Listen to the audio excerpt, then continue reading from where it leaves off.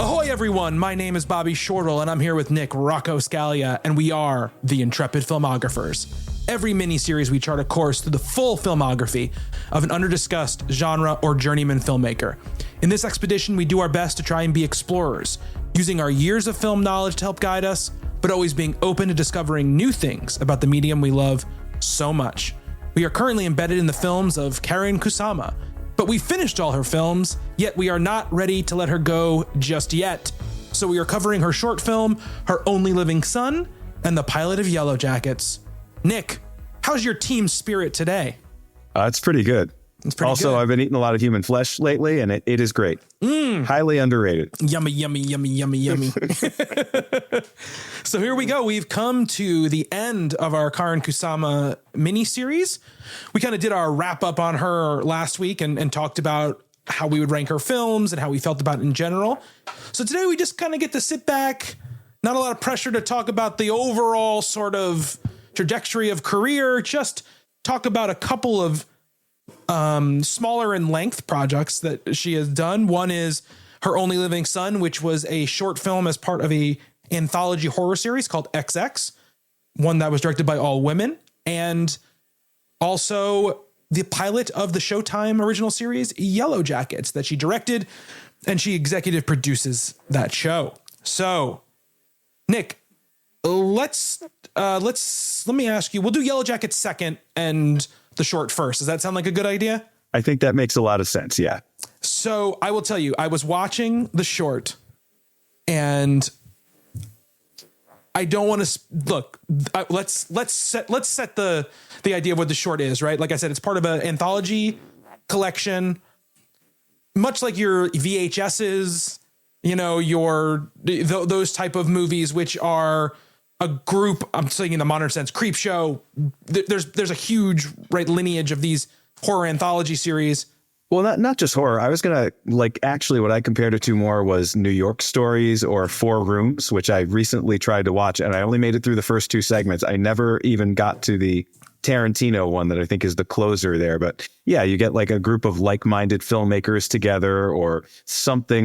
New York Stories was Woody Allen, Francis Ford Coppola, and I'm blanking on who the third one was. There was three segments there, but it's like that's a little harsh on Coppola. Maybe I don't know. The truth hasn't come out yet. No, you're right. That is a little harsh on Coppola. You're right. You're absolutely right. Woody Allen, right. 100% a sex pest. Yes, absolutely. Coppola, the jury's still up, kind of, sort of. Yeah. But I will say, this kind of reminded me of those movies where you bring together filmmakers just for, to have them all have this little thing in their filmography for their fans or whatever, and you can advertise that it's their movie, and on IMDb they'll say they directed it, but really it's just a short film, kind of a one-off sort of thing.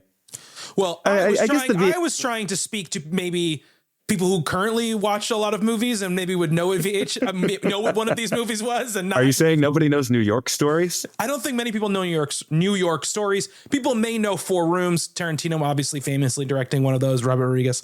But man, those first two segments were so bad. Biggest Tim Roth fan in the world. Really like Robert Rodriguez. Really like they're the last two, and I never even made it to their shorts. I saw the Allison Anders one, which was terrible, and the Alexander Rockwell one, which was even worse. And then I was like, I can't do it. I got to give up.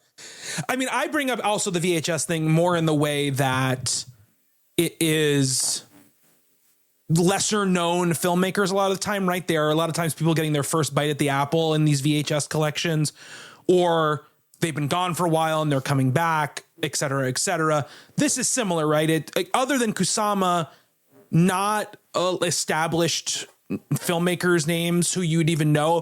Kusama would be the most household name of all the filmmakers, and she's not a household name, right? So, yeah, well, St. Vincent, but she's not a name as a filmmaker. Right. She's a very famous recording artist, obviously, and performer. So this is a collection of 4 shorts that are unrelated and are stitched together by this stop motion interstitials. This entire thing, I think, cost a little over $1 million to make. It's an extremely low budget production. So when I say what I'm going to say about it, which is some negative stuff, I want to couch it in the fact that there was obviously a lot of limitations going on here in making these things.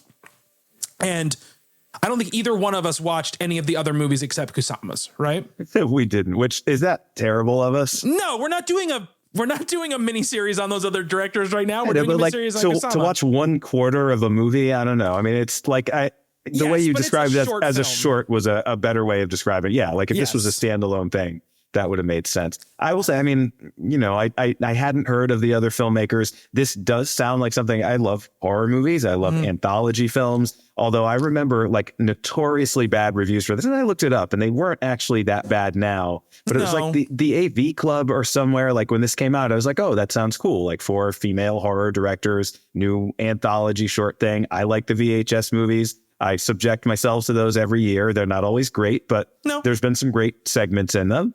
And so I was kind of pumped for this. And then the review was so brutal. And I think it was mostly because of the St. Vincent segment that I was like, I'm probably just not going to bother, which I should have because I like The Invitation so much. But I never saw it up until now. And what's kind of interesting about this is the first writing credit Kusama has since Girl Fight, I want to say. Yeah, I think so. Yes, it is the first. I mean, not that there's a whole lot going on in this script. It certainly isn't developed to the extent that Girl Fight is, but just to get a sense of Kusama as a writer, it's got some moments in it. Yeah. So the name of her short, as I said at the opening at the top, is Her Only Living Son. And it is probably around 20 minutes long. And it tells the story of a mother and her son who's on the eve of his 18th birthday. And her son is acting incredibly strangely, aggressively, getting in trouble at school. And she can tell something is off. But it seems like even the town around her is unwilling to accept the fact that the thing is wrong. In fact, it's very right. We need to talk about Kevin, even though his name is Andy. Exactly. Sorry. Yes. And I will say, so I'll kick this off. What did you think overall of the short, Nick? I wasn't super impressed by it, particularly knowing what Kusama is capable of. It is a smaller thing. It's a minor project and was kind of designed to be one. I mean, what it basically is kind of a riff on Rosemary's Baby, I guess. Like it kind of takes a lot of the ideas from that movie, and it's just like, what would happen 18 years later, right? And I know I didn't see it, but I know there's a prequel to Rosemary's Baby that came out this year, Apartment 7A, I think it's called. Yes. So I guess if you watch that and then the original Rosemary's Baby and then this, it can form a nice little trilogy for you. I mean, you could do that with several movies. You could do that with the first Omen, then the Omen, and then this. Yeah. But it's not, it's kind of an unofficial sequel, I guess you could call it. But it does. I mean, it clearly is inspired by that and clearly has a lot to do with that. Can I ask, just for starters here, do you like that movie, Rosemary's Baby? I know it's a classic, and there's other Polanski films talk about your sex pests. There's some other stuff that he's done that I think is like a million times better. Like, how do you feel about that movie? First of all, tough to talk about Roman Polanski in any sort of creative way, but I said it. I got it out of the way. I haven't watched that movie in a very long time. I think I watched it when I was my early 20s or late teens, being like, this is one of the horror movies that you're supposed to watch. So I watched it. And I think at the time I wasn't ready for it to be, mostly a sort of domestic drama sandwiched around with some horror stuff. It takes a long time to get going. It is a deliberately paced movie, right? It makes your A24 horror look like the fastest paced thing you've ever seen. Yes, exactly. Makes it look like a Saw movie. So I do not have, I think, the ability at 41 to give you like a real review of Rosemary's Baby. It is on my Shocktober list this year for exactly this reason, because I want to rewatch it and reform an opinion about it or have an actual opinion about it. I was always of the mind back then of being like a little bit more in that I can appreciate why this is a classic, but I don't really feel the things that I think I'm supposed to feel, because that's one of those movies where your parents are like, it is the scariest thing you're ever going to see. It is one of those movies that I think for the generation before us was, seismic. And I think for me, watching when I watched it, it didn't really affect me that much. Yeah, I mean, I would say the same thing about it. Like, I had the opposite. I came to The Exorcist later in life. So, to me, that was that generation's horror movie. And they said it was the scariest thing ever. And when I saw it, I was pretty much on board with that. Like that was the one that really sort of held up really well. And I think I watched Rosemary's Baby later. I was probably in my early 20s also and knew the reputation that it had. But yeah, I never found it to be, either one of the better Polanski films, one of the better sort of religious horror movies. It is, I mean, I don't mind slow paced. I do enjoy a slow paced horror movie. It does have some neat, like psychedelic dream sequence stuff that I liked a lot. But other than that, I just kind of felt like there wasn't a lot of there. So, I think I was already sort of predisposed knowing what this was, like, kind of an unofficial short sequel to a movie that I never found all that impressive to begin with. I wasn't going into this with real high hopes for it. I will say, now you actually sparked my memory. I saw Rosemary's Baby probably right after I saw The Exorcist for the first time, which I saw The Exorcist for the first time when they re-released it in theaters for that 20th anniversary or whatever it was. Yep. That's the first time I ever saw it. So, which shame on us. Well, yeah, but how old was I? How old were we when that came out? Like 18? Yeah, 18. It was one of the first 17, movies my 18? wife and I saw in theaters together when we were dating. I had never seen it. Nothing more romantic. No, beautiful romantic film. I saw it and I loved it. I was like crazy for it. And then that's when I was like, okay, I should watch other movies from the 70s that people put into this category of movies, and Rosemary's Baby was one of those movies. I have always, and it's a much junkier movie, always enjoyed The Omen more than Rosemary's Baby. The Omen's a lot of fun. It's just a lot of fun. It's a very fun horror movie. I totally understand it's not a high art movie, but it's Donner doing what Donner does his best. It doesn't take itself so bloody seriously as Rosemary's Baby does. And I think I appreciate that. But I mean, The Exorcist takes itself pretty seriously too. Yeah, but very it's seriously. Also really, really good. Like I think it earns that. Whereas, I mean, this is not about Rosemary's Baby. We're not talking Polanski. We're never going to do him on the show. Something though, Nick. Are you saying there's kind of not much going on in Her Only Living Son? Film. It's a short. That's one of the tough stuff about talking about these kind of movies, right? Is that I don't want to be hard on it like I would be hard on a feature length film that had the attention that a feature length film would get, right? But this wasn't released online. This was put into a package and expected for people to pay for it and watch it, right? So I think it deserves a critical eye. And I think that my main issues with it, right, are, so the story, like I said, is woman has a son. He's turning 18.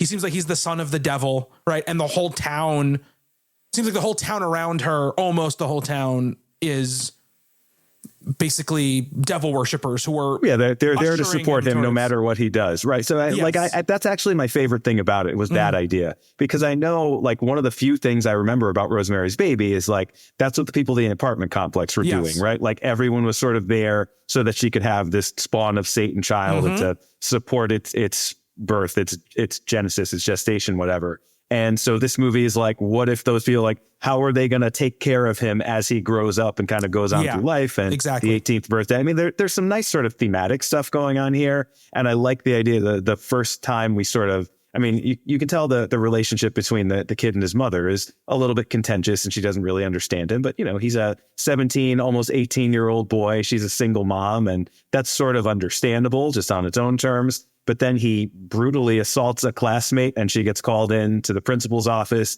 And the other, the girl's mom, that he ripped her fingernails out. There's a lot of fingernail stuff in this, which I found kind of effective. I was cringing during that scene later on. Pretty good. Yeah, for sure. Yes. I mean, it's a cheap shock, but not a bad cheap shock. But I thought that was a really interesting scene and not really something I'd seen before where, particularly in this era, right, where schools are really sensitive to violence and things like that, where this poor girl's mother's in there. It's like, aren't you going to suspend him or expel him? Like, no, we just think he needs some time or something like that. And the mom's like, I'm going to sue you. And they're like, we don't care. Yeah. And then they bring Andy's mom, into they talk to her privately and they're like, he's very special and we're looking out for him and all that. And I thought that scene was really good. I mean, as far as the writing in this and the direction of it, that was a really interesting moment. I mean, there's not much else really aside from the fingernail ripping out stuff later. I mean, it gives away its twist, if there is a twist, pretty quickly. but it's a unsettling scene where you have I think it's the principal and the counselor who are basically telling this kid's mom, no, it's okay that he's violent and a horrible person. We're gonna just see how this goes, and don't you worry about him. He's very special. So I think my problems aren't necessarily the writing. I think actually the writing isn't bad. It's pretty solid. I think one of the things that I have a problem with the writing is, and this happens in short films quite a bit, is it's trying to do too much. It's trying to set up too much of a world without the time to do it. You get that beginning scene, which is sort of like a flashback that kind of sets up where we are. And then they're trying to fill in this whole sort of story of the town, and, or, you know, she gives like a monologue about, you know, how he was born. And there's just a little bit too much trying to get all the story out so you understand what's going on. Well, there's a mailman who's like the most important supporting character in this, who kind of tells us everything. And he, aside from the principal and the counselor that we see in that one scene, like he's the only representative of this town full of people that's there to support the Satan spawn as he turns 18, whatever. So yeah, like he kind of stands in for everyone. So it's a very small world. Yeah, absolutely. My two biggest problems with this short are one on Kusama. I guess they're both kind of Kusama because she's the director and writer, right? She's the fully in control of this. One is, I just feel, unlike everything else she's done that we've talked about, there isn't a lot of style to this thing. Like the shot composition, the lighting, all of that stuff is just very flat, very basic to me. And she's usually so good at those things, right? And I'm not even, some of that is obviously budget and time, right? Obviously these things are shot very quickly for very little amount of money in very closed off environments. But most of this takes place at the house. And I feel like everything in the house is,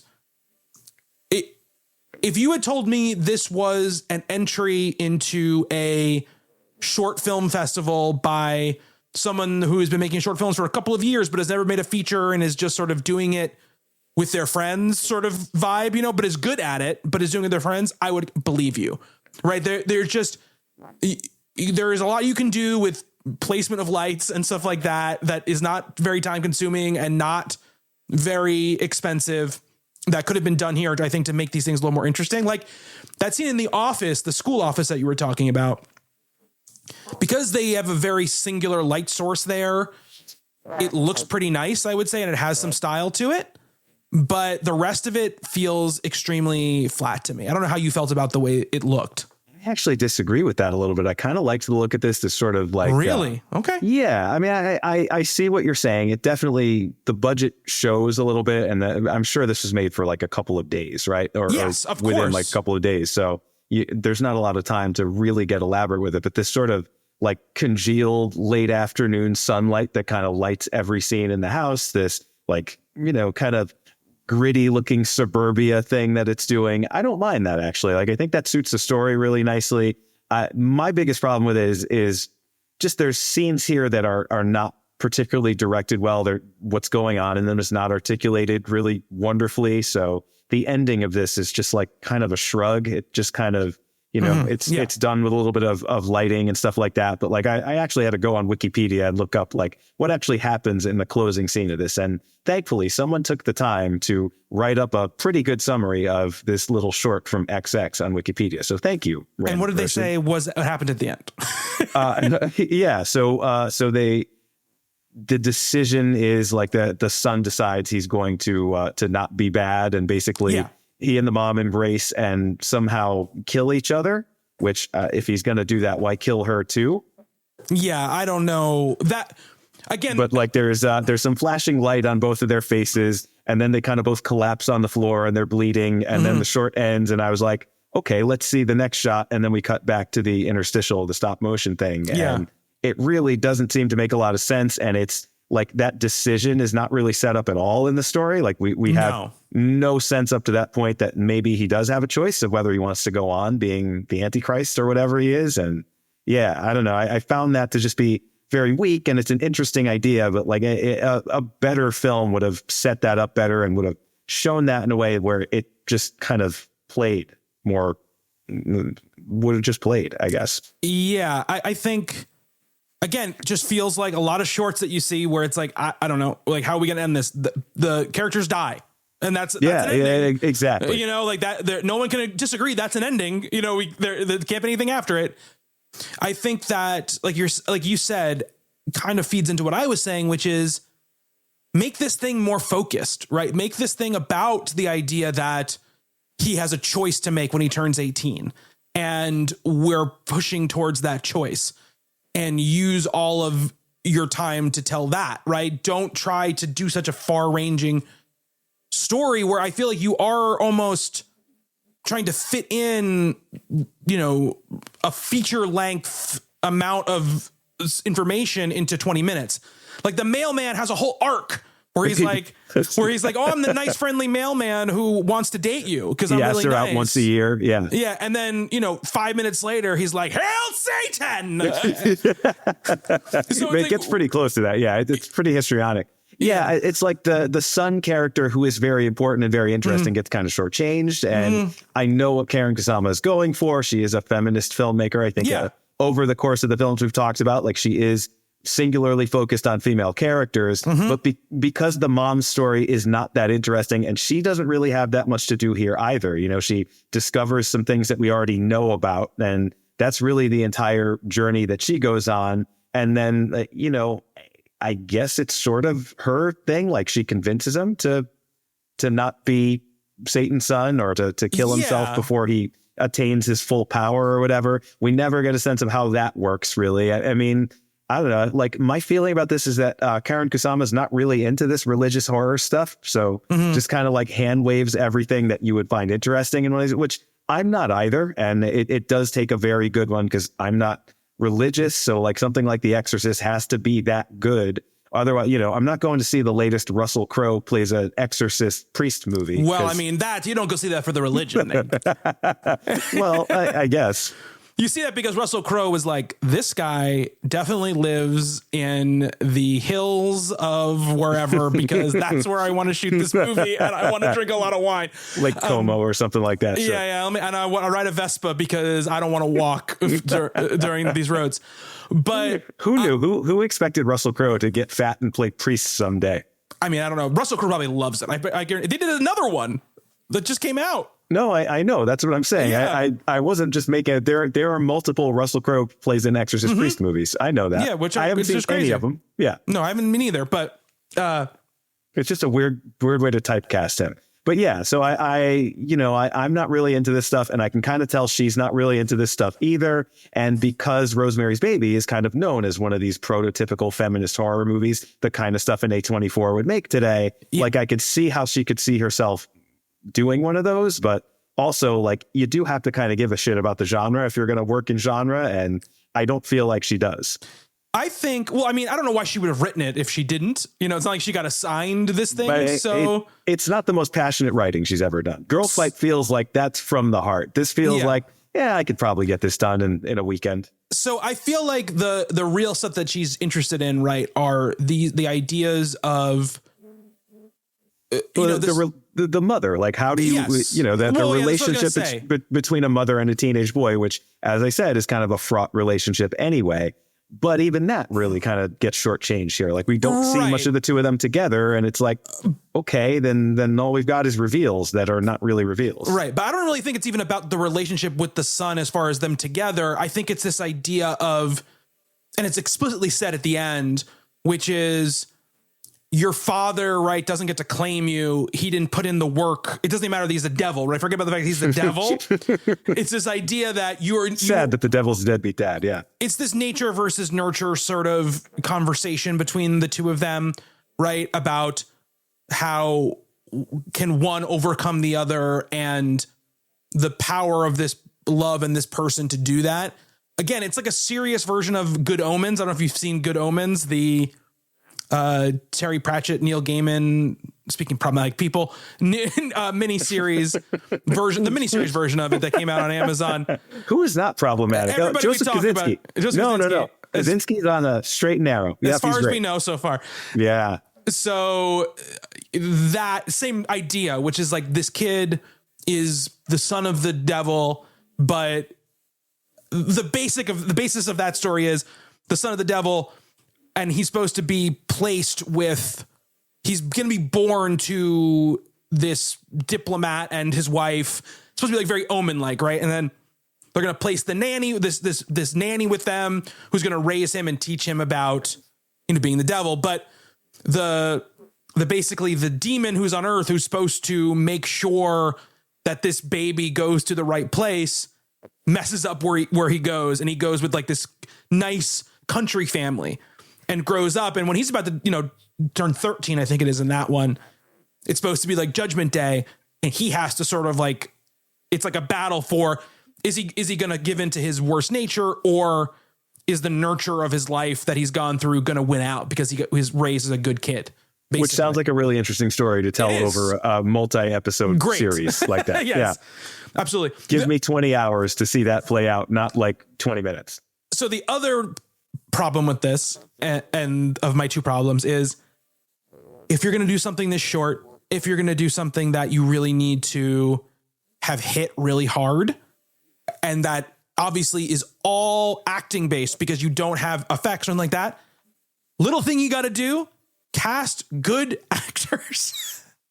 And I feel like none of these people are up to the task of what this thing is asking them to do, right? Well, they're also very incongruous, right? Like the actress who plays the mother is playing this very, very serious. Christina Kirk is her name. She looks like a lot of people. She looks like you've seen her in things before, but you probably haven't. I looked up her filmography, and there's very little in it where it's like, oh yeah, I would remember her from that. But like everybody else is playing this like almost on a comedy sort of level. Like it's just this side of serious. And there is even the son is kind of, it's a little bit more over the top, where she is playing this like it's a serious domestic drama. I mean, that is one of the things I liked about Rosemary's Baby, is that everyone is kind of taking it serious. Like I know I complained about that before, but just from an acting standpoint, right? Like everyone is treating that story like everything is actually happening. Whereas here, aside from her, everybody's treating it like, oh, we're in a religious horror movie and let's go crazy.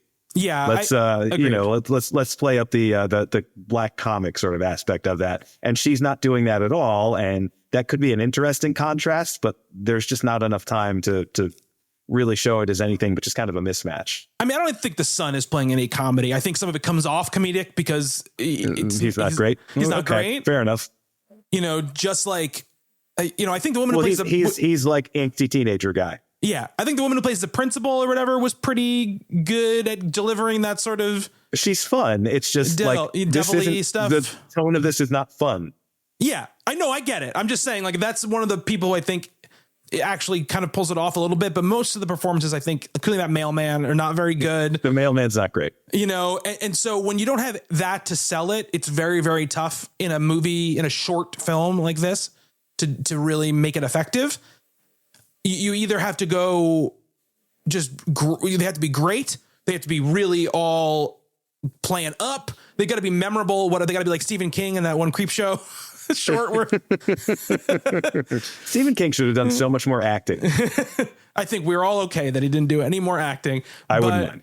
But yeah, it just, I don't think it comes together very well. So I'm watching this and I'm like, man, I am so glad that we didn't decide to just do it about this, right? If we had just been like, let's stick to anything was released in a theater, and then we probably would have watched the whole thing, right? If that had been the case, if we weren't splitting this episode up between two things.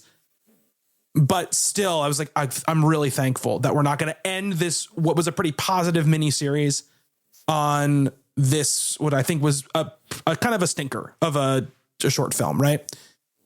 Because after that, we got to watch the pilot of Yellowjackets, which is a Showtime original series that is heading into its third season now. Karyn Kusama is the executive producer, and she directed the pilot, and she also directed a couple episodes in the second season, and she will direct more in the third season as well. She's not the showrunner or anything like that. She didn't create the show. She didn't write the script, but she was brought on very early in the process of this to help with casting, and also, of course, to set the visual and sort of tonal direction of the show, because many times your pilot director for your TV show is going to do that, right? And then everyone else after that, unless you're doing a show that is very tonally pliant is going to follow along in a lot of ways with what the pilot director sets down on the table. So very important in TV to have a great, or at least a solid pilot director to get you that into those places, right? And I will say, in terms of setting tone, this show does it like right away. And it's so unique and it's so well pulled off. Like, she was 100% the right choice for this. Like, I don't know what kept me away from the show. I've always heard it was good. And it was always something where I was like, yeah, I got to check that out someday. So before we break into it, I just want to say, because people might be listening to this and being like, oh, but this is not a TV podcast. I don't want you guys spoiling Yellowjackets for me. Nick, you've only watched the pilot, right? I have, but I cannot wait to see more.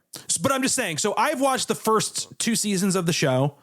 So I pretty much know. Spoil it for me then. That's what I'm saying.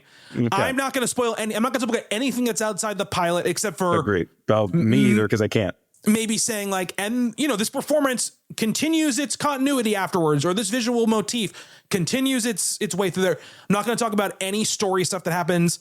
This is a very much a, Lost-ish, very story dependent, lots of spoilers abound could happen type of show. Lots of flashbacks and going back and forth between modern day and the past. It's so much better than Lost. Lots of characters. I wish you wouldn't always use that as your comparison. Because Lost is one of the greatest shows ever made and one of the most influential shows ever made, Nick. I'm not going to argue about the pilot. I'm not going to argue about the finale or whatever. I don't want to get into the discussion with you right now, because we're going to talk about Yellowjackets, which is what this deserves to be talked about for a full show. But Lost changed the game when it comes to shows like this, serialized television like this. It made it a thing that was way more popular than it had been before. Like the sort of like mystery box, science fiction tinged, like very mystery heavy idea. Really had been done before, but was never as breakthrough mainstream popular as when Lost did it. Right. Also has one of the most influential pilots of all time, so, and also Nick, the comparisons to Lost are so obvious. It is about a group of people who plane crashes in a remote area and weird shit happens. So like that. Okay, fine. Alive too. That was not, but no one remembers that movie. Story about real people. I was thinking Alive the whole time. Wasn't that a soccer team also? Yes. That part of it is very similar. They were saying in their inspiration, it was like the Donner Party thing was a big part of like what they used as inspiration for this. And Lord of the Flies. It's kind of very Lord of the Flies as well. From what I have seen, and like really, there's not much of that in the pilot episode, but I definitely get the female Lord of the Flies vibe. Yeah, which they don't is spend what a lot great of idea. They don't spend a lot of time on the island in this first episode. The island in the place where they crash. The smoke monster has infected your brain. I think the place where they crash. The place where they crash and they flash back to and flash forward to throughout the show. Crazy that I would bring up Lost in this scenario. Okay, well, This Is Us did that too. Can we compare it to that? If you want to, sure. You can definitely compare it to that. I don't. I didn't like that show either. We can have a very real discussion about Lost at some other point, but I don't want to. Let's just talk about Yellowjackets. I'm not saying fine. You're right. They have some similarities. I'm not saying on the show. I'm saying in general. But anyway, and you have no idea if it's better than Lost. You've only watched one episode. I think it's already better. It's already better. I'm calling. I'm putting I'm placing my bets right now. Okay. All right, Nick. This is definitely one of your most basic opinions that I've heard so far. That Lost sucks. Yes. I was a big fan of that show for a long time. I had some merch. Basic opinion though. Okay. Fine. Whatever. As long as I have to watch it again, you can think whatever you want about me. Oh, I don't. It's fine. I don't judge you for you not enjoying Lost. That's not what that was about. It's about the fact that like. All right, let's go to it. I just think I think that when people jump on stuff like Lost or stuff like that, it's just a shortcut, easy criticism without really digging into what I was saying about what the actual context I was bringing across was. I don't know, but it's like when you compare something that is obviously so much better to something that failed so spectacularly, but we disagree on this, right? I don't think it failed at all. Okay. I mean, I think obviously when you're dealing with 6 seasons of a network television show, there is bloat and chuff, especially back then, because you were dealing with longer seasons. So not all of it, I think, is A+ great, right? But but I didn't think that. Even when I liked the show, I understood that. I just think that was a show that promised something, that promised it had a plan, and clearly, over time revealed that it did not have a plan at all. Yellowjackets does not feel that, and maybe I am wrong, and this will also be a spectacular failure. No, I'm not saying a spectacular failure, but they definitely have. I will say this: like, if you listen to the creators and stuff like that, this idea of like having a plan, a long-term plan, I'd say a roadmap, right? That has dots along the way that they want to get to. I want to say that they're very clear about this. It's not like they know every single thing that's going to happen from here till the end of the show, but they have sort of like a loose sort of like blueprint of what they want to happen. But that was definitely a big part of their pitch for this show, was that it was going to have like an ongoing mystery that would eventually be solved. Right. So that's a big part of this show. And I think that this is all to say, like, we're not going to spoil the future of the show for anybody. This is only going to be about what's in the pilot. The pilot is really just, honestly, the setup for what the show is going to be. It is in a million senses, I think exactly what a pilot should and needs to be, which is, like I said, it sets the visual blueprint for the show.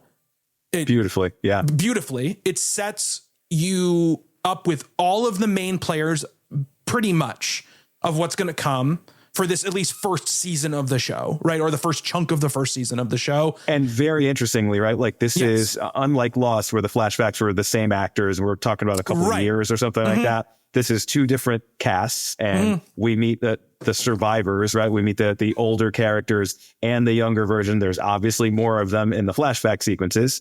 Yeah.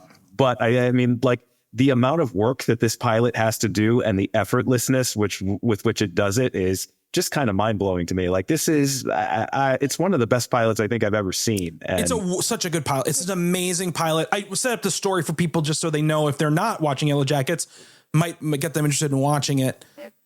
Yellowjackets gets its name from the name of a soccer team, high school girls soccer team that is going to nationals. They, in 1993, right? Is that the year it is?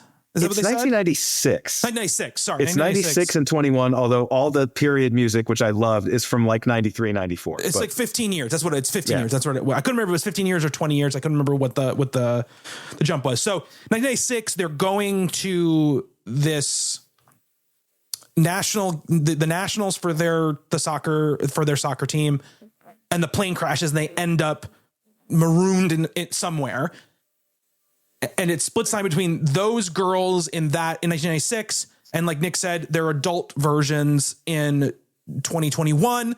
Some of them. We have 4 of them, I believe, in this that we are following, that we know basically made it out of the whatever happened to them when they were stuck in this place, right? Yeah, and it's been like a very public sort of tragedy, People magazine, stuff like that. But nobody knows exactly. They were missing for 19 months, which is a pretty long time to be stranded in the wilderness with nothing to eat and nothing no shelter or anything like that. So, I saw this described somewhere as a psychological drama plus a survivor drama plus a couple of, it's like 4 or 5 different things that are not necessarily the most, like, the easiest thing to put together.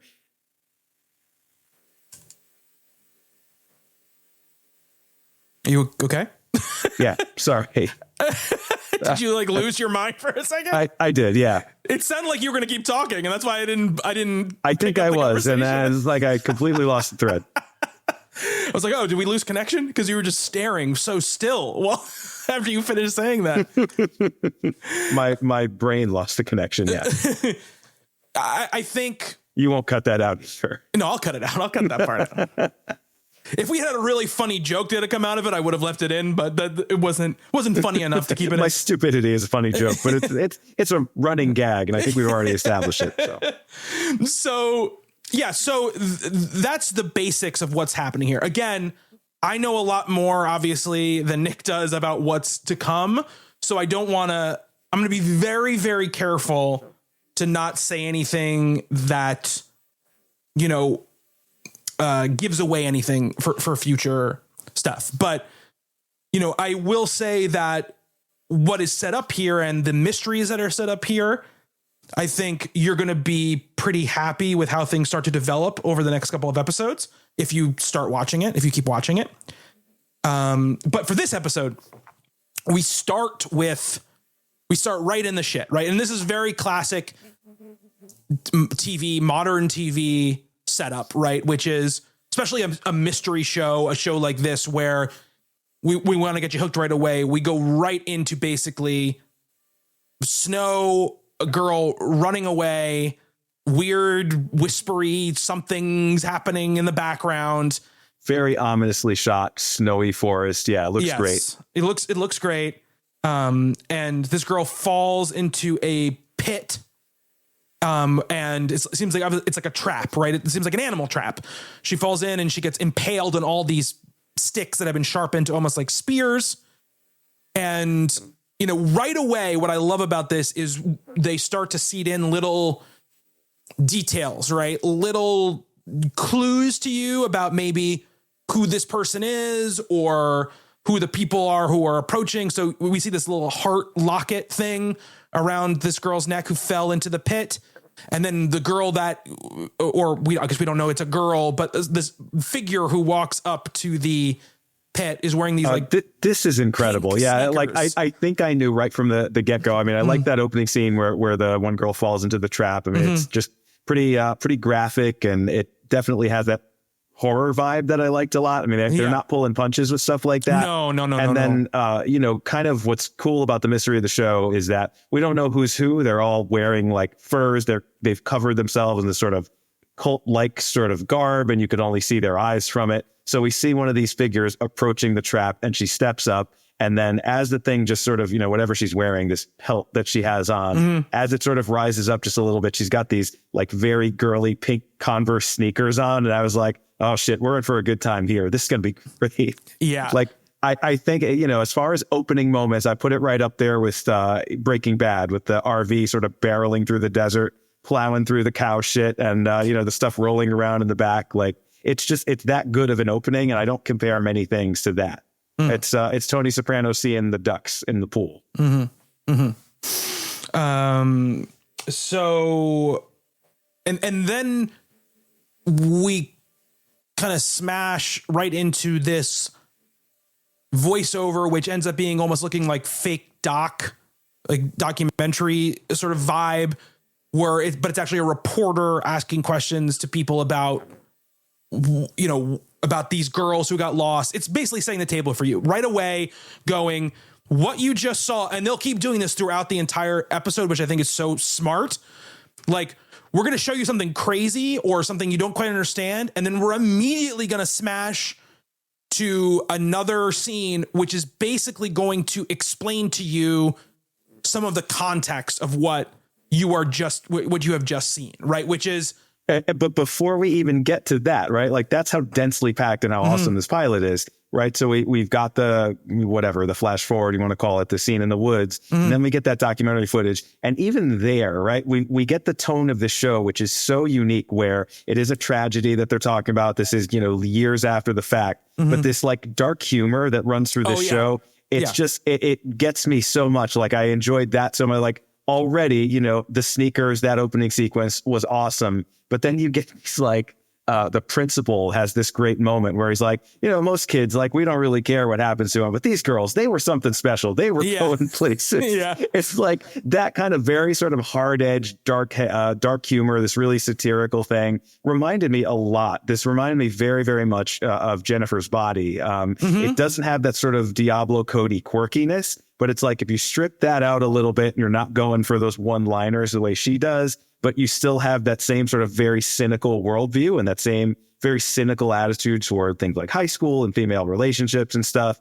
This has it in such a cool way. And that's like, we're talking like 2 minutes into the show, 3 minutes into the show at this point. It's also right, teaching you almost immediately to be prepared that what you think is going to happen is usually not what's going to happen, right? It's going to undercut a lot of your expectations of media like this, of characters like this, of performances like this, all throughout the show, right? Yeah. Maybe with a couple of right away, like we know this is not going to be a reverent thing. We know that these characters are not going to be the most likable characters. Like they are very flawed. They can be very mean to one another. And I think that's a major, I don't know, but at least across the pilot, that's kind of the thing that I got. Even like there's an old lady who's like the math teacher. She's like, well, none of them gave a shit about trigonometry. Yeah. Like, I love stuff like that. Well, much like Jennifer's Body and The Invitation, right? Speaking of her sort of body of work, this idea of toxic but important friendships, I guess you would say, is very big in Yellowjackets. You can tell that right away, right? You're dealing with a whole group of teenage girls, so that you're kind of expecting that to be baked in, right? But it also exists in the adult versions in many ways. And, you know, what I like about this is that it's giving you this thing right off the bat, right? Where this girl dies and you're like, oh my God, like they're already showing that things were like really weird and bad. People wearing like, you know, weird fur pelts and whatever. That's not the reveal, but it's actually holding back more character reveals than it is, you know, what the overall sort of like mystery reveal would be, right? It's very much, very smartly, again, for a pilot, not only setting up the series, but also giving you little mini self-contained mysteries right within this one episode, right? This idea of who Shauna is married to, right, is sort of this mystery that's throughout the whole thing, which you don't even really realize is a mystery until you get really to the end of the episode, right? I really like that about it too. So we get this, you know, we basically so far though, in these first two scenes, we haven't seen the face of anyone who's a major player in the rest of the episode, right? We don't see who the girls are for the most part or at all in that opening scene in the woods. In this now modern day scene in 2021 with the reporter, we don't see anybody there that we really know, right? And then we are immediately sent back into the past, right? Back into 1996. 1996. Amazing needle drops throughout this episode. As I was mentioning, the period music, just so good. Starting off a show with all of that we just saw. And then Today by the Smashing Pumpkins, one of my all-time favorite songs. Well, it's made for people who are our age, Nick. It's definitely squarely centered on that. Absolutely. We get PJ Harvey in this. We get Liz Phair, like a scene or two later. I love it. Yeah. Were you in or around high school in 1996? This is for you. Basically pretty much. Is basically what it's doing.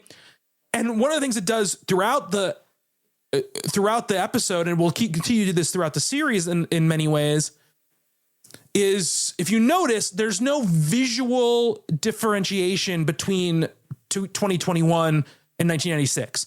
They're not doing any different color palettes. They're not doing any effects. They're not doing anything like that, right? They're not nothing subtle or like crazy like Veronica Mars would do with flashbacks, where everything was like super overexposed and weirdly frame rated. None of that, right? But there's some very, very careful editing, right? Like, so we know it's never confusing who we're seeing in the past and in the future, which is another pretty impressive thing this does. And the music is a big part of this. Every time they switch back in this pilot between the time periods, there's some sort of needle dropper music playing to let you know this is the past, right? We're going back to the past. This is where you're existing. So we immediately now meet Jackie, played by Ella Purnell, who obviously now is kind of broken out big time in the Fallout show on Amazon Prime. Yeah, like when that came out and she was like the talk of everything, I was like, I've never seen that person before. What's she been in before this? And now I know. Yeah, she's in this, and she's automatically right. The show is very good at giving us the stereotype of who this character is pretty much immediately, so that it can then mess with it almost directly after, right? But they want to give you this idea. This is the popular girl. She's got the quarterback boyfriend, you know, all this kind of stuff. And we are going to now set the scene, right, for what's the status quo in 1996 for these girls, right? This is before the tragedy, obviously. They're not in the woods, in the snow. They're in high school. Jersey. Yeah, in a Jersey high school. And, we have much following on from Destroyer. We've got another uncomfortable... Yeah, that's another. It's a late career Karyn Kusama touchstone. Is uncomfortable sex scenes. Uncomfortable sex scenes, specifically like some sort of masturbation. Yeah, tinge scenes. They do those the IMDb. Those phrases like where if you search on them, it pulls up like every film. Like, yeah, I feel like if you put in hand stuff, Karyn Kusama's filmography is going to come up. Uncomfortable hand stuff. Uncomfortable hand stuff. Yeah, is coming in. We immediately see, right, on Ella Purnell's character, the heart necklace that we saw in the opening. So immediately they're going, okay, is this the girl who we saw at the opening, right? Immediately they're starting to sort of put that into our minds. And then later in the episode, that necklace will change hands, right? And so then it's like, well, now is this person? So the show is already playing with it. A little bit of an inside baseball, because I listened to a lot of interviews with the creators and stuff after this first season came out, because I was so into the show. They were like, at that point, we weren't really sure who the girl was who fell in the pit. So we were like, okay, because I kind of got that feeling, and it really feels like the kind of thing where it's like, you get to this scene, it's like, okay, you want to like rewind your DVR or whatever. Do people still call it that? I mean, it's not exactly that, but you hit rewind on your streaming service of choice and try to see if there is any shot where you can see that girl's face. But I think they're pretty careful about not showing it. You definitely can't see the girl's face, because they were I definitely did that. Yeah, they didn't know who it was going to be, so they intentionally shot around what the look was, who the person was. I got that impression pretty quickly. Yeah.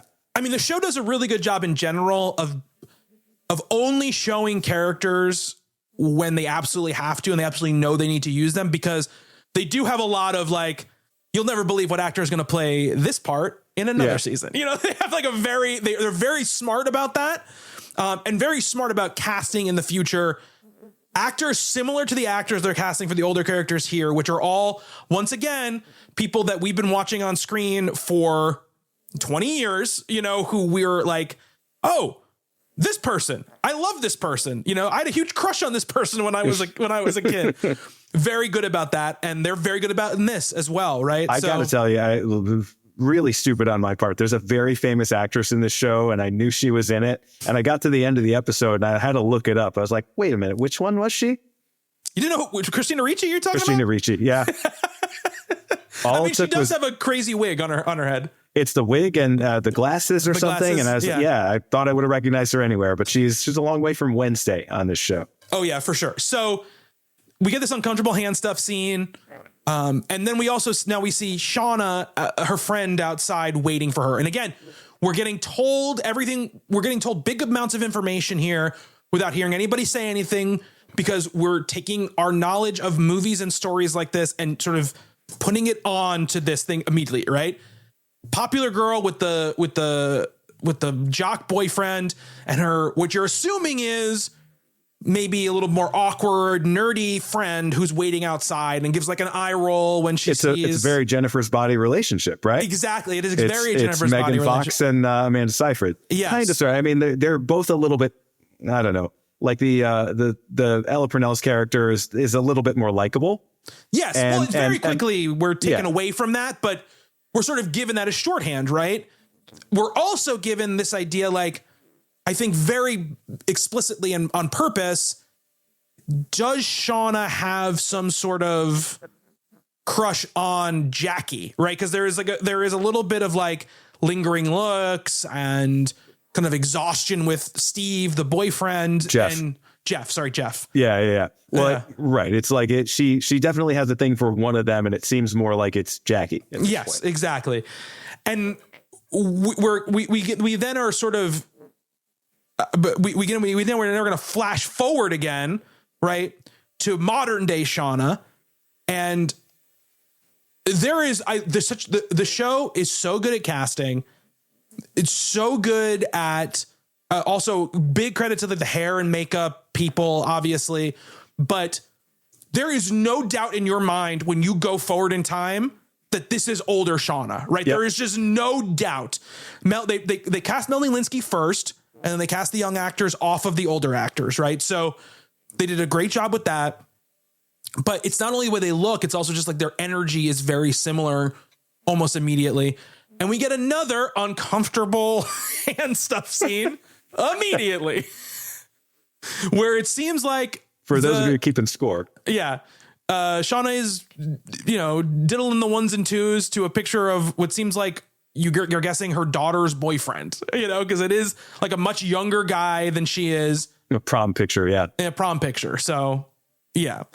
Melanie Lynskey, what a great actress, kind of wasted for a very long time on Two and a Half Men, but casting her in anything, she elevated that show. I felt like everything she does, going all the way back to Heavenly Creatures and stuff like that. She is an absolute treasure. And the fact that this show is using her, and again, I've only seen an hour of it, but what a great role for her. And she just this sort of repressed suburban kind of, I don't know how I would describe the character. It's kind of unhappy mom that has all this trauma that we at least are starting to get a sense of at this point of the show.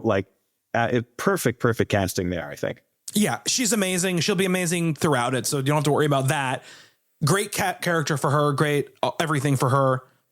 Again, what I love is she looks a certain way, and you would assume she was going to be she has a fragility to the way she looks and sort of presents herself, right? And then almost immediately you realize, no. This woman is scary a little bit, right? She's capable of some stuff, yeah. Yeah, because that reporter comes to see her that we saw in the opening, and she basically turns from oh, I don't know, do I know you, to get the fuck out of here in just a turn of an eyelash, right? It's pretty crazy.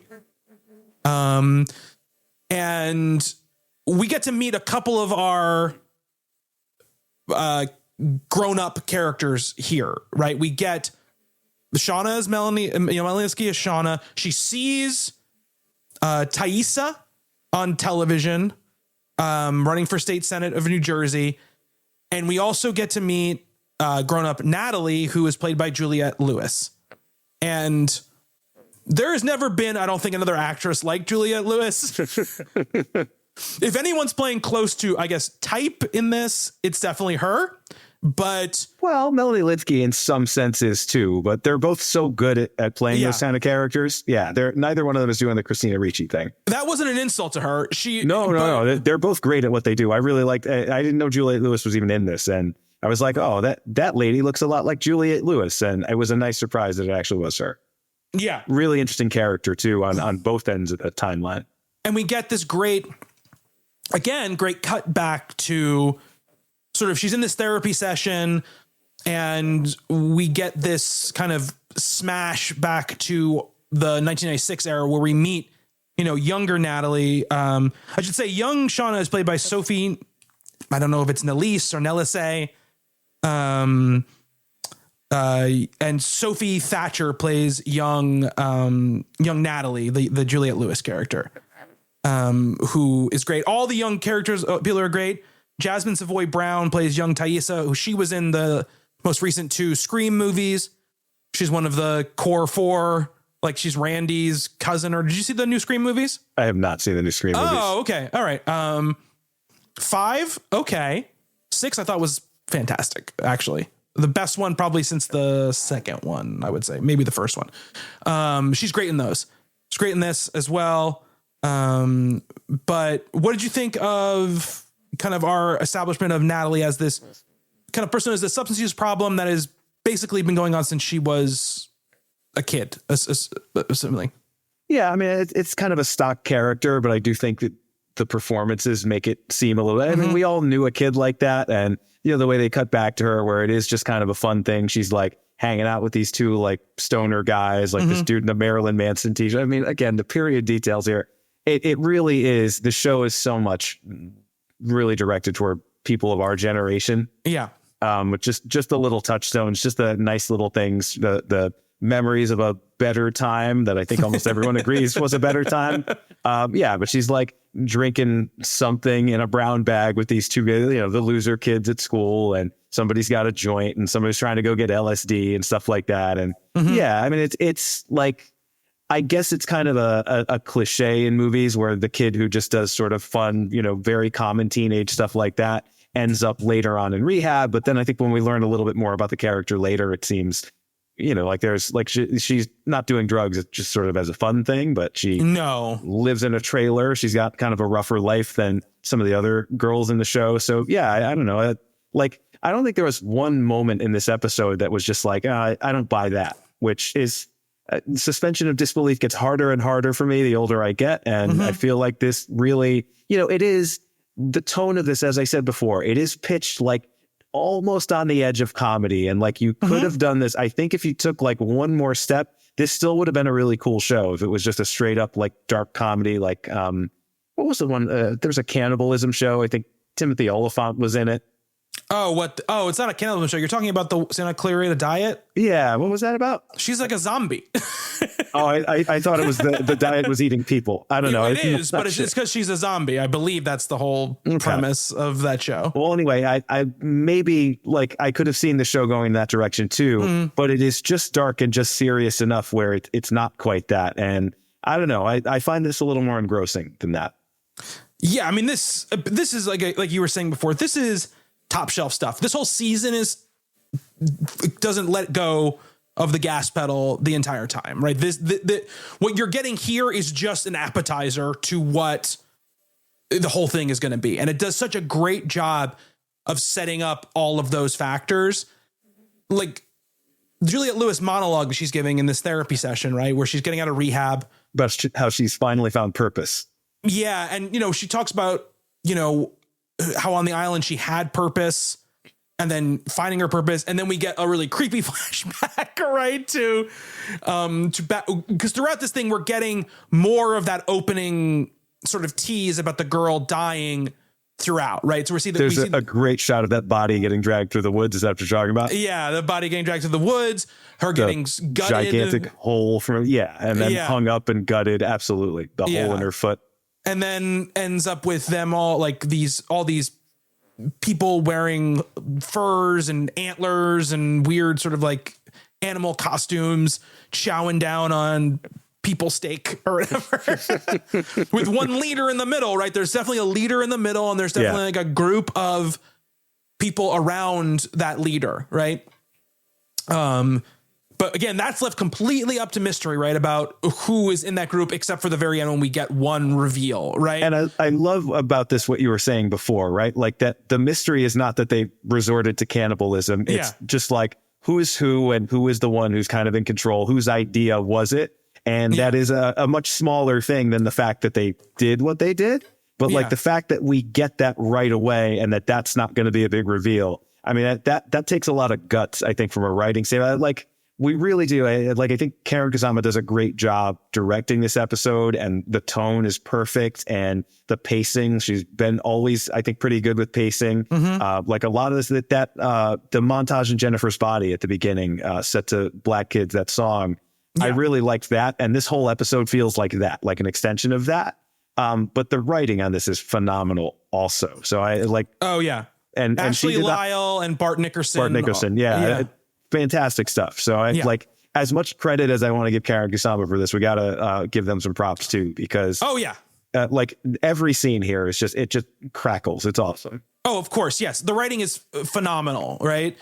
Absolutely. And they do a great job throughout the whole season of doing that.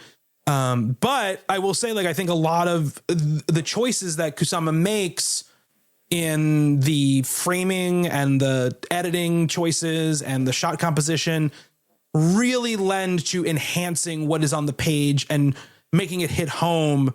Because there are ways that going from this 1996 to 2021 could be jarring. It could be confusing. It could be corny. All of these things could happen, right? And you have that like transitional sound effect. Like, not to dump on Lost, but Lost did it in like kind of an obvious way, which it needed to. Like, it was a complicated show and it was trying to hold your hand a little bit. This show doesn't necessarily do that. Like, you do have to put a little bit more effort into sort of following it, but it does it in a way that's so interesting. Like, you can't not want to figure it out, right?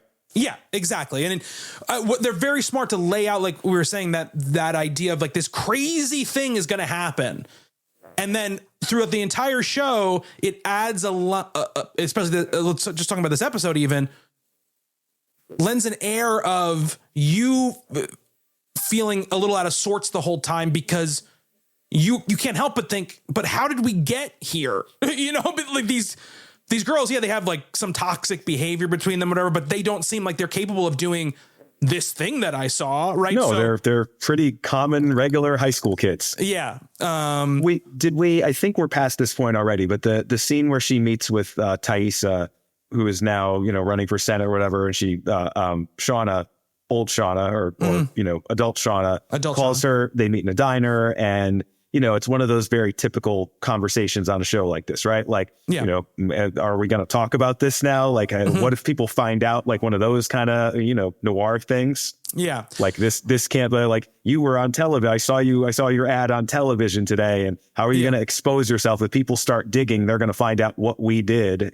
very ominously, that phrase, what we did.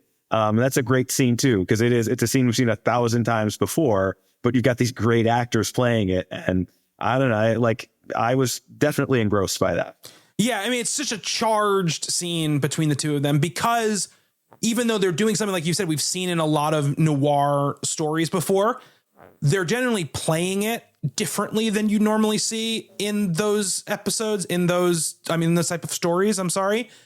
And I love that the ending of that conversation, Shauna comes into it very hot, very like, you got to take care of this shit. And then she says some very interesting stuff where she goes, have you heard from any of the others? Or she goes, where's Natalie?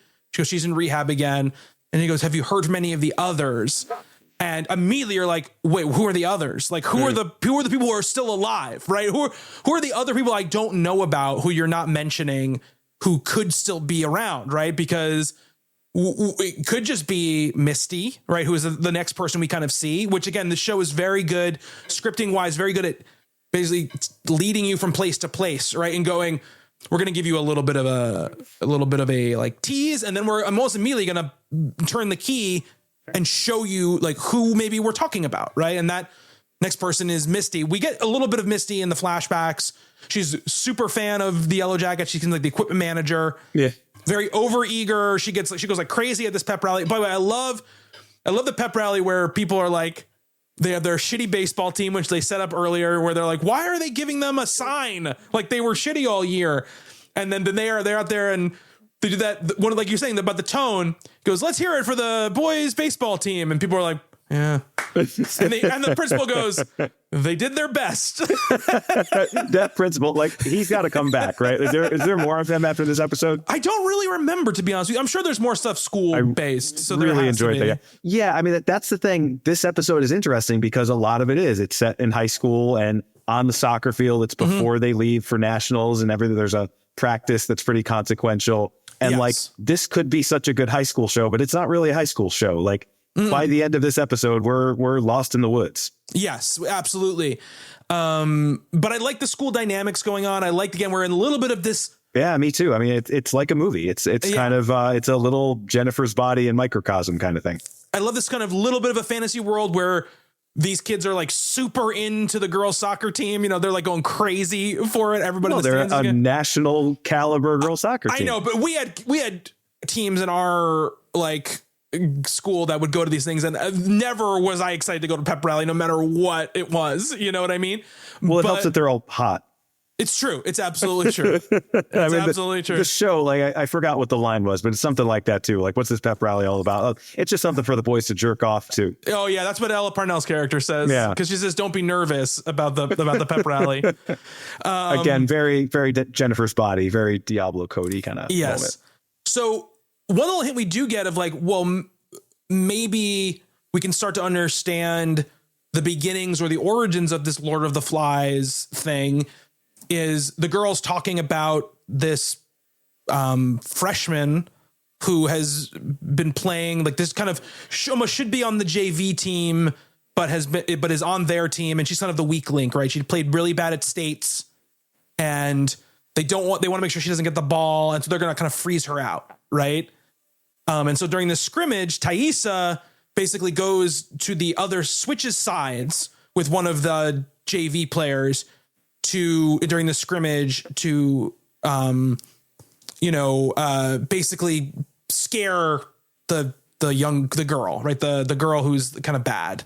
This scene is so good. I mean, it's nice looking. Karyn Kusama, she's a good director, can shoot a soccer scene and have it be like dynamic and look cool. But the fact that we never really know, and I'm sure we'll find out later in the show, but we don't find out in this episode. So Thaisa's kind of pushing her around a little bit and basically says to her, like, you got to play. Like, the other team is going to play this way. You got to toughen up. Yeah. And then delivers this kick to her that very gruesomely, like, breaks her leg. Yeah. And as much gore as I see in things, I cannot take the bone out of the bone skin sticking thing. up. Yeah. And it's the actors react to that really great too. Yeah. It's nicely done. One of them throws up afterward and says she's going to throw up like hours later when they're talking about it in the locker room. But like the fact that we never really get a sense of what Thaisa, like how far she'll go.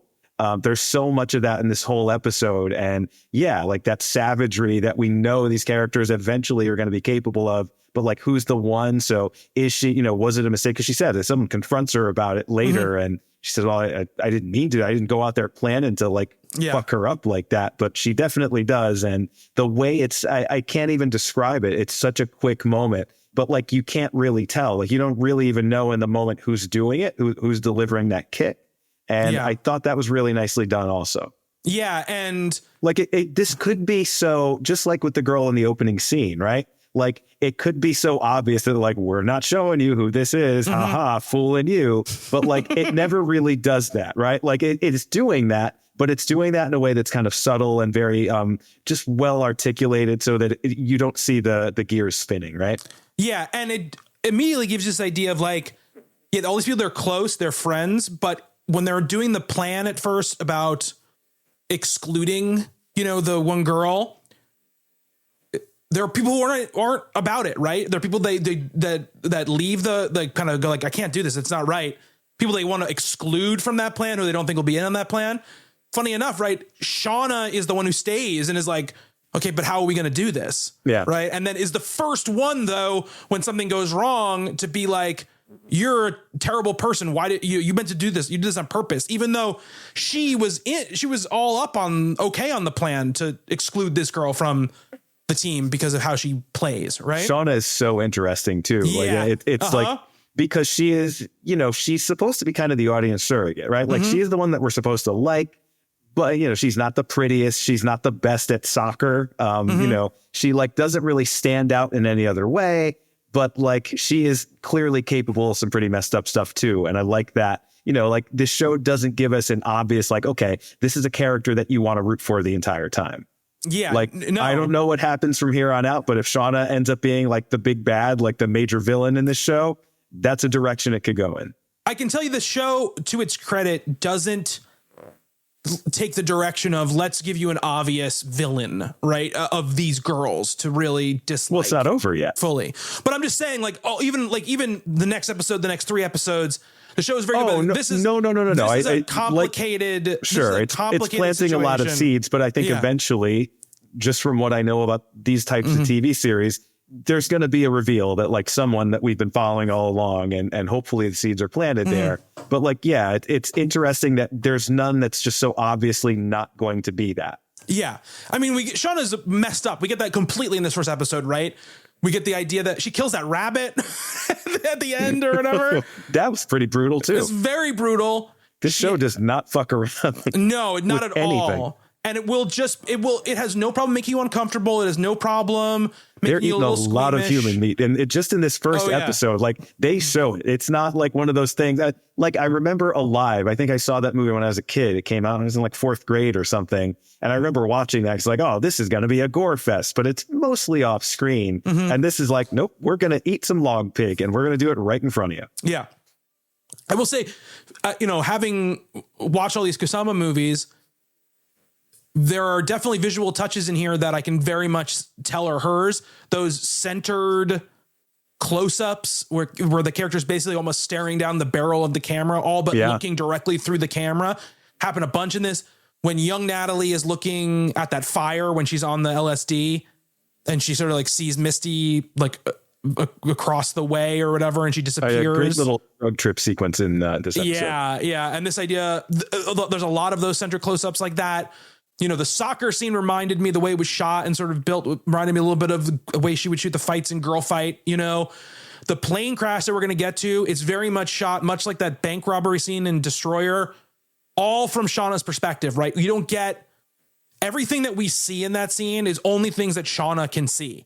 Yeah. Right? There is nothing else. She's on Valium or something through that scene. Yes. And it's this kind of like narcotized nightmare haze of, That is one of my top nightmare situations is waking up like that. Waking up from being drunk on a plane and the plane's going down. Yeah, absolutely. Really, really. Like when she opens the window.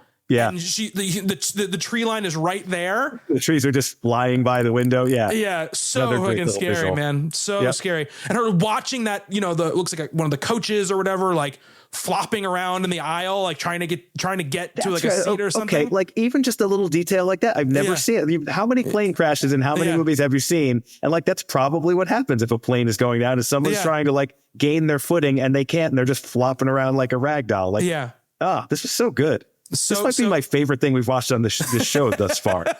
It is really, really great. This is also the scene where they pass the necklace, right? Where you're kind of like, okay, like maybe I don't know what's going on. We also get, before this, right, we get the final reveal of Shauna and Jeff are basically having an affair, I guess. You are cheating, you know, he's cheating on... Can you call it in high school? I don't know, Whatever the high school version of that is, Yes. She's cheating with Jeff on Jackie, you know, and... Which is nicely set up earlier in the episode. Again, this writing is just killer, right? Like where Jackie kind of says to her, like, well, we're both going to stay virgins. Like it's something, there's like, she has this very sort of self-righteous thing about that. And Shauna just sort of offhandedly says, how do you know he's a virgin? Yeah. Like, well, we've been together since freshman year. You know, that like she's naivety like, is great there. Yeah, absolutely. And then she's banging him in a car, like after this party. After she's had like a nice emotional moment with Jackie, like when they're driving home. It's all very carefully constructed, very smart. You're my best friend. I love you. All this kind of stuff. They do that, I think, really nice scene where, you know, the coach sort of tells the Jackie character, you know, you're not the best player on the team by any stretch of the imagination. I love that scene. Again, it's another like this little is bit supposed funny. to be a pep talk. He goes, you basically suck, but you have leadership qualities, so you need to be a leader. Yeah. And she tries that in the locker room and she fails miserably after the girl gets hurt, right? People are like, will you shut up? Like, this girl just broke her leg. We don't want to hear but we're still a team stuff. But when she kind of is more herself and does the thing where she's like, everyone's like got to say something nice to the other, everyone else, or we're, you know, or we're not leaving this spot or whatever. And we get a nice scene between all of them where, you know, they're not all saying, what I like about it is they're not being like, and you're just a great person. Like they kind of say kind of weird stuff. I love that Natalie says to, oh my God, what Dottie? Is that her name? What's her name? Lottie, the wrist girl. The tall one. Yeah. Yeah. The Lottie.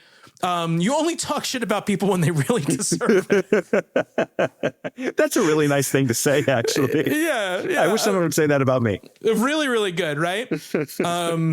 And, you know, Lottie is one of the ones that we get a little bit of backstory on just visually at the end, right? She's taking these pills.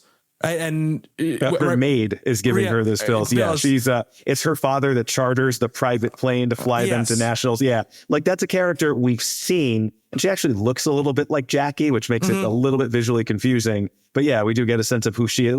Like she kind of is given short shrift through this episode. I'm assuming we'll see more of her later. Yes, and sure. What's the religious one? There's one that's like kind of a Bible Becky thumper. Becky Lee? Becky Lee? Is something Lee. Yeah. Laura Lee. Laura Lee. Yeah. Yes, Laura Lee. Yes. So what I really like about this pilot too, and this is me knowing how the season progresses, and obviously you're going to get to know all these characters. It's a season of television. You're going to spend a lot of time with any of the characters who survive, right, the initial crash. Yeah, and if some of them are just kind of left off screen a lot, then that's going to derail the mystery. So I could see that they'll get more screen time, and they really focus on this, right? On those sort of like on Shauna, Jackie, Thaisa and Natalie, with a little bit of Misty at the end, right? Yeah.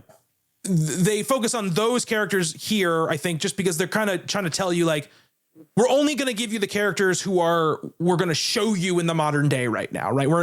And those are the characters we're going to focus on in the 1996 timeline for right now, so we can give you an anchor for the characters you can focus on for the show, so you're not overwhelmed with having to feel like you have to know, 15 characters. We'll give you a little bit of the coach, yeah, the hot assistant coach, and his everyone, family, and everyone fawns over, and then the head coach do with also, like, this establishes the tone really, like, I guess we have to, I can't not compare it to Lost, but like Lost did this well.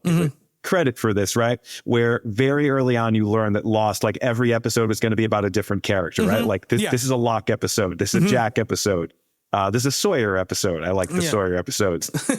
This one, clearly the show is not going to do that, right? Like, we are going to be kind of jumping back and forth between different perspectives, which I think is more interesting. I mean, Lost did that well, although I like this approach a lot better because it is an ensemble thing. And the fact that the big reveal at the very end of the show, like, what's in the mystery box, well, it has to do directly with the character relationships, who is in control of who, or who is deceiving who, stuff like that. I think it's a great way to do that.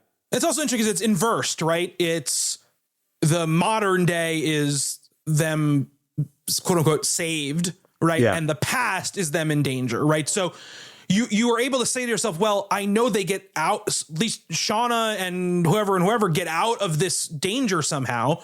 Like, what they come out from, how unscathed or scathed they are, we're going to see as we go along. Obviously, Shauna's messed up. She's killing animals, and she's kept all these diaries, which I thought was a really good reveal, right? In her safe, in the closet. Yeah, sure. And all the, reading all, she has a burner phone she uses to call Thaisa. So you get this sense, right, that there is a lot going on, and there has been years and years of subterfuge that are happening because they don't even really stay in contact with each other, right? It's not like she has to meet Thaisa sort of clandestinely. Like, it's not like they can just go out and meet, at a regular time in front of everybody. There is some built-in stuff happening here, right, that we're supposed to try to decode a little bit. What was I going to say? The other thing I was going to say was, so the end is when we really get our Misty sort of reveal, right? And this is, I think, the show very smartly being like, okay, we've given you a lot of people in hoods, people you can identify.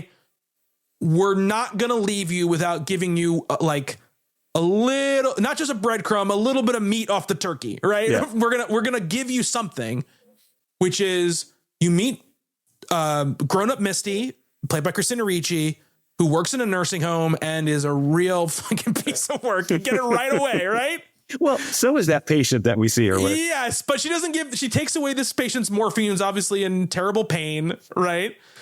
The people when she's leaving, she's like, happy Friday, girls, or whatever. And they're like, hey, Misty. Like, obviously problematic, right? The people do not like her. She hasn't gotten popular over time. Well, because there's that moment, right, when the girl breaks her leg, she comes running over and tries to help, and they're like, get the hell out of here. That was great. Yeah, I forgot about that. And such a good job of such in little amount of time, right?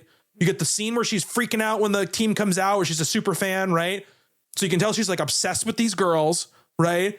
You can tell that she is like over eager to be important, right? Yeah, by trying to help this is an in crowd that she's never getting into. Yeah. And then when she's older, you can tell she got some issues, right? And we quickly learn that Natalie is spying on her for some reason. We don't know why, right? But she did say something about having a purpose, right? So now she's spying on Misty. And then we are given this flashback to, basically this Last Supper-esque, cannibalism scene with everybody faces covered, except as they all walk away, one of them takes off their mask and it's Misty, the young Misty underneath it. And she looks like pretty psyched, to be honest with you. She does not look like bummed about what she just did. Which I think it's just great giving you these little nuggets, right? Like you said, Laura Lee, the religious girl, obviously that's going to come into it in some way, right? Going forward, right? Having someone who's super religious in the situation like they're going to be in is going to cause some friction, right? you get a little bit of friction earlier, right? When the assistant coach is like, it's just a scrimmage, Laura Lee. We don't have to do a prayer, or whatever. And he's like, okay. Well, she asked the coach, right? Like, aren't we going to pray before this? Yeah. You get the little bit of, like we said, of Lottie, right? She's on some sort of medication, right? It's like one pill in the morning. You get this kind of sense like, okay, what is that pill? Like what? And she's going to be crashed on an island an island in the woods. What does that mean for this medication that she's taking? What is that going to lead to? These little things throughout, right? That poor new freshman girl who had to come be on the plane with them, take the place of the girl who broke her leg, ends up getting crashed into this wilderness. She didn't even need to be, she wasn't even supposed to be there. Yeah. We don't, they call her JV. She never gets a name, right? No, she doesn't get a name. In this episode, I don't know what beyond this. Yeah, I will tell you, this is not me spoiling anything. I don't remember if she survives. I think she does. Through the plane crash. I mean, well, we don't even see the plane crash in this episode, right? We see it like pretty close to it, but we never get up to that point. So obviously not everyone's going to survive that. But it's a little cagey about who does, who doesn't. And then we get a great scene where Natalie in the present picks up her car and goes in the trunk, and there's a sniper rifle in there. That was almost where I was like, okay, like you're giving me all this cool stuff. Now we got a sniper rifle too. Like, it's too much. So what I will say is what they're trying to, knowing where the show's going to go, what they're trying to tell you, right, is don't think that the modern day story is just like an addendum to the story of the No, they're not going to be just rehashing what happened, but like they still have a purpose. She's found her purpose again. Yeah. And I think they all kind of need to do that. They're all in these like, kind of holding patterns. And you can definitely tell that. That's a good point, right? Like another thing that I like about this is that we know, we're not going to be bummed out when we go to the present set scenes, that like it's just going to be exposition dumps, but like there is actually some thrust, some purpose to it. Yeah. The best thing about this show is that no matter which timeline you're in, you're always amped and you're waiting for you're looking for answers to questions that you have in both timelines, which is really, really smart writing and really well constructed by them. Yeah. They play off each other really nicely. The performances across the board in this thing are fantastic. The direction is great. It's such a great setup to the show. It reminded me, I was like, oh, right, this show rules. Like when I was watching it, because I've obviously seen it all, but I was like, oh man, I forgot like how much it rules, how much this show rules. And I really had forgotten that the pilot ended where it did. In my brain a little bit, I thought it ends after the plane crash, and you see like you have some sort of like stinger like after the crash. But now I was like, oh right, and if you let the thing run, basically the next episode picks up exactly where this episode leaves off. I can't wait to see it. I'll be honest, like if not for the fact that I kind of want my wife to see this now too, like I definitely want her to see it, but I want to watch it with her. So I was like, I will for her, I guess, because I think she's going to really dig it. But like, if I was not quite as good of a guy as I am, I would literally end my conversation with you and put on episode 2 like right now. I won't do it though. I'm looking forward to, as you watch it, I want you to message me and how you feel about reveals. There's a couple 100%. Of reveals. The finale is so good, and there's like reveals in the finale, and I literally was like screaming like about how good the reveals were.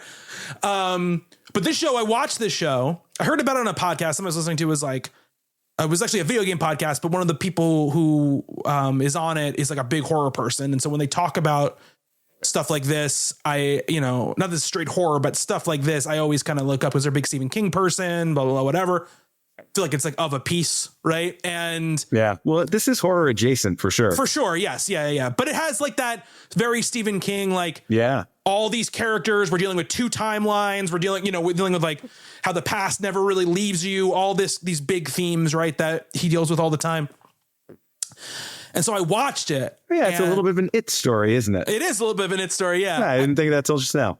And I watched it. I devoured it. Like, I think the first like 5 or 6 episodes were out when I started watching it, and then I had to wait.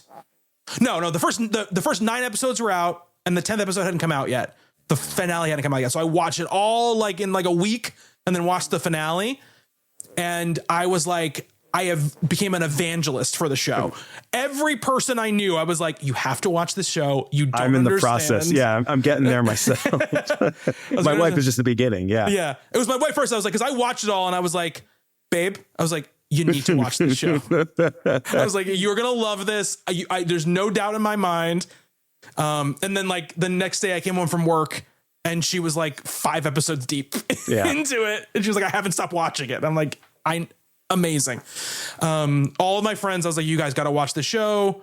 Like it's like all these other things that we've talked about that we loved. You got to watch it. And it was just like became a thing with my group of friends for a while. Cause it just, this first season, the second season is interesting and like, it's still great, but it's a very different thing than this first season. The first season is just so propulsive.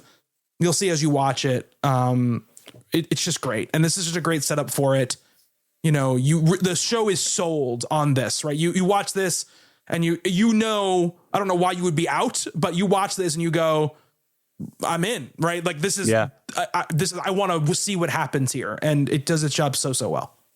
Yeah. Yeah, no, I couldn't agree more. I can't wait to see more of it. And I really do think, I mean, I enjoy the shit out of this. Like I won't say it's the best thing Karyn Kusama has ever done, but like what a perfect choice of director and material. I think she handles it really, really nicely. Yeah. As I was mentioning, she is mostly working in television now, but like she really, I mean, it's a very cinematic show in a lot of ways. And I think it's like, this is the kind of thing where you want to hire somebody who knows how to make movies, who knows how to sort of tell those bigger scale stories with a bigger budget and make things look visually dynamic and just sort of have that cinematic flair to them. I don't think this would work. Like I could see a lot of like less good versions of this show. And I think that's probably what kept me away from it for so long was I was just like, I know I'll probably like it. I didn't really have a sense of how good it was actually going to be. And I was like, yeah, I think I kind of know what that is. And it's so much better. I never thought it was going to be a bad show, but I always kind of had a feeling it's like, this is like solid prestige TV and I'll get to it someday. And now I'm like, okay, this is the best thing I've seen in forever. Yeah. First season is now on Netflix. If people want to watch it, literally just came to Netflix too, which is crazy timing for when we're recording this. Obviously people are gonna be hearing this weeks from now. So I'm assuming it's still there. Third season's coming in 2025. Yeah. It's on Paramount Plus or Showtime. If you want to watch the second season, or if you have one of those subscriptions. So, you're able to check it out. The most common obviously is Netflix. So if you have it, then it's there. You can watch the whole first season on Netflix right now. So yeah, that's Yellowjackets and Her Only Living Son. And that. Oh yeah. We talked about that before, didn't we? We did. And that officially ends our Karyn Kusama miniseries. Very excited about it. If you obviously probably listened to all of them, but we ranked them last week. If you want to listen to those rankings, next week we start up. Next week we will start up. Next week we'll start up Gone Baby Gone and our Ben Affleck miniseries. So we're going to Boston. Prepare for really bad Boston accent impressions from me. I can't speak for Nick. No, I'm definitely going to do it. How could you not? Like, I'm going to try not to. I will make a concentrated effort to not do a terrible Boston accent. I am a New Englander, lifelong New Englander, but we can't help it. Yeah. Casey Affleck, Morgan Freeman, Ed Harris, Michelle Monaghan, Amy Ryan, right? Yeah, what a cast. Oscar what a movie. Nominated for this film, I believe, right? She got an Oscar nomination for this film. I saw a really funny, speaking of Casey Affleck, and they'll leave us on this, a really funny quote about Interstellar, a really funny Letterboxd review about Interstellar, which just said, you would cry too if your son grew up to be Casey Affleck.